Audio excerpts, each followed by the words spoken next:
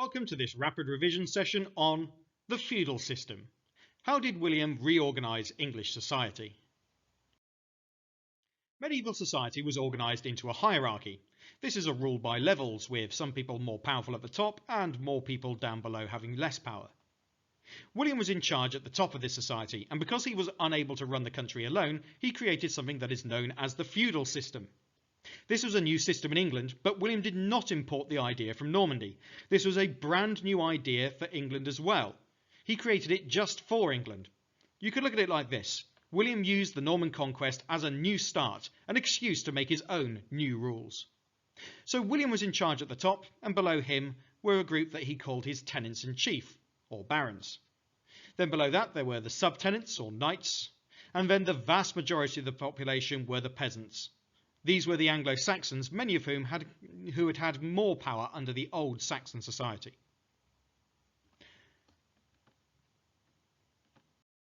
But why did William create the feudal system? He knew he could not control the country on his own. He needed help. He had promised those who had supported his invasion, including those who had fought with him in the Battle of Hastings, that they would be richly rewarded. He needed to keep these supporters loyal to him. To do this, William took all land into his ownership, what he called his domain. Saxon landowners had land taken away from them.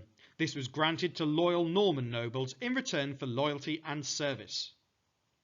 Everyone had certain privileges under this system. These were things that they got as rights or rewards, but in return they owed obligations too. Let's have a look at how the feudal system worked, looking at how the privileges led to obligations. William gave privileges to his tenants-in-chief. He made some of his most loyal supporters into barons or tenants-in-chiefs and gave them land to manage. It's important to recognise that they only held this land from the king. They didn't own it outright, as had been the case with the nobility in Saxon times. In return for this, the barons had to swear loyalty to William and provide knights for the army. So how did they get the knights to do what they did? Well, the barons or tenants-in-chief provided certain privileges to the knights. The barons were given too much land to look after themselves, and so they were helped in the management of this by their subtenants or knights. But in return, the knights promised to serve William on behalf of the barons for 40 days of the year. They could have served for longer, but many of these knights were worried about leaving their estates under the management of Anglo-Saxons who might not be quite so loyal. They were worried that they would become mismanaged if they were away for too long. So 40 days was agreed as a sort of compromise, long enough to give a worthwhile military service, but not so long that their estates would fall into rack and ruin. And that leads to the privileges that were given to the peasants, if indeed you can really call them privileges. The knights were not farmers, and so they allowed the peasants to live on their land and farm it.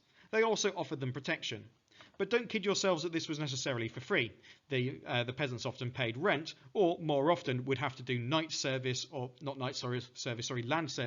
in order to do farming work for their lord. And that comes onto their obligations. In return, the peasants farmed the land for the knights and paid them taxes to live there, and rents too. So you can see that really the peasants are the ones who are losing out from this system, but there still is this cyclical nature of privileges on the one hand and obligations in return. And that's more or less how the feudal system works. But it is worth remembering that this was really a system of control. There were far more peasants than there were knights, tenants-in-chief, and the king combined. And it allowed a few tens of thousands of Normans to control millions of Anglo-Saxon peasants. Some final points then.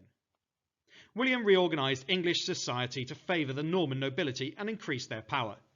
Saxon landowners were deprived of their lands. All land belonged to the king. This was known as his domain. The king then granted land to the nobility. Tenants-in-chief held land in return for advice in keeping law and order and providing soldiers. Knights or subtenants held land in return for 40 days military service. They also protected, or rather controlled, the local people. And the peasants had to rent and work on their lord's land in return for the protection of the law, and therefore the king. And that's the most important thing to remember with this. The king was in charge of all. And through this rigid structure, which it was very difficult to move through, a few tens of thousands of Normans, with the king in charge, controlled millions of Anglo-Saxons. That's the end of this rapid revision video. I hope it's been useful to you, and if it has, give this video a like, and if you're desperate for me to do a rapid revision video on another topic, then pop it in the comments below and I'll see what I can do.